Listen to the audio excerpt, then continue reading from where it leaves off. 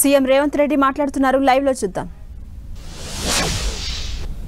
క్రీడా కార్యక్రమాలకే వినియోగించాలన్న ఆలోచన ఈ ప్రభుత్వం చేస్తున్నది. ఇదే కాకుండా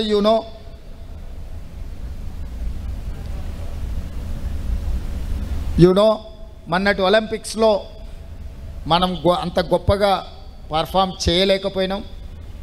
మళ్ళీ 2028లో ఒలింపిక్స్లో తెలంగాణ రాష్ట్రం నుంచే అత్యధికంగా మెడల్స్ సాధించాలన్న లక్ష్యంతో ఈరోజు తెలంగాణ రాష్ట్రం క్రీడల్ని ప్రోత్సహించాలన్న ఆలోచన చేసి ఈ మధ్యకాలంలోనే స్కిల్ ఇంప్రూవ్మెంట్ చేయాలి, డిగ్రీ పట్టాలు పొందితే ఉద్యోగాలు రావన్న ఆలోచనతో యంగ్ ఇండియా స్కిల్స్ యూనివర్సిటీని తెలంగాణ రాష్ట్ర ప్రభుత్వం ప్రారంభించింది.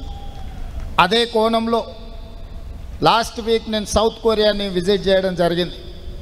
సౌత్ కొరియన్ స్పోర్ట్స్ యూనివర్సిటీని పర్సనల్గా నేను విజిట్ చేసి అక్కడ ఆర్చరీలో 3 గోల్డ్ మెడల్స్ సాధించిన ఒక గర్ల్ని కలిసి అక్కడ యూనివర్సిటీ మేనేజ్మెంట్తో మాట్లాడి ఒక స్పోర్ట్స్ని తెలంగాణ రాష్ట్రంలో మేము అభివృద్ధి చెయ్యాలి అంటే వాళ్ళ సహకారం ఉండాలి అని చెప్పి సౌత్ కొరియన్ స్పోర్ట్స్ యూనివర్సిటీతో కూడా ఒక ఒప్పందానికి ఒక అవగాహనకు రావడం జరిగింది.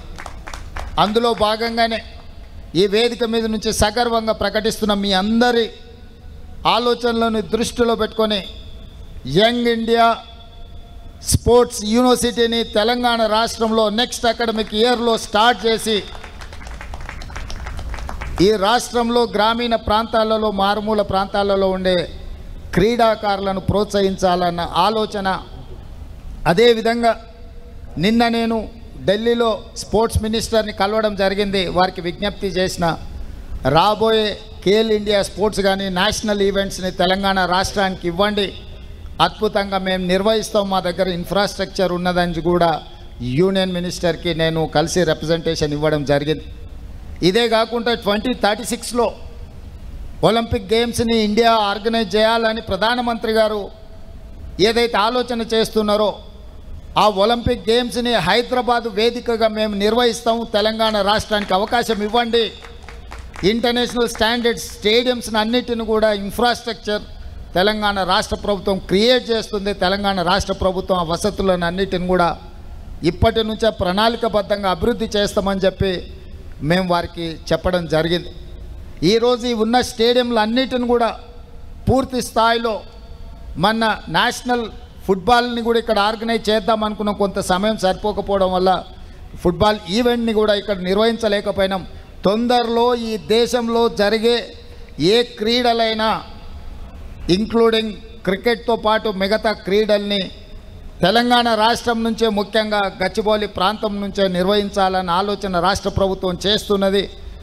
ఈరోజు మీరందరూ వేలాది మందిగా ఈ కార్యక్రమంలో పాల్గొని తెలంగాణ రాష్ట్రం క్రీడలకు వేదికగా మారడానికి మీ అందరి భాగస్వామ్యం అవసరం.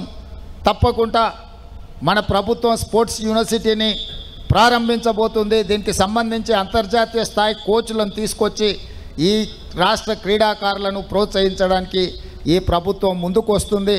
ఇట్లాంటి కార్యక్రమాలు నిర్వహించి ఎన్ఎండిసి నుంచి స్పాన్సర్షిప్ ఇచ్చినందుకు వారి యాజమాన్యాన్ని కూడా నేను మనస్ఫూర్తిగా అభినందిస్తున్నా.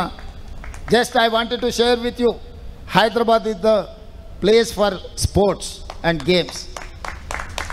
ఈ దేశం భారతదేశం అంటే భారతదేశంలో క్రీడలను ప్రోత్సహించే రాష్ట్రం ఏది అని ఎవరైనా అడిగితే అది తెలంగాణ రాష్ట్రమే అయ్యి ఉండాలి అని మా యొక్క ఆలోచన. ఈ ఆలోచనకు మీ అందరి సహకారం ఉండాలని కోరుకుంటూ మీ అందరి దగ్గర సెలవు తీసుకుంటున్న మిత్రులారా, ధన్యవాదాలు. థ్యాంక్ యూ సీఎం సార్ గారు.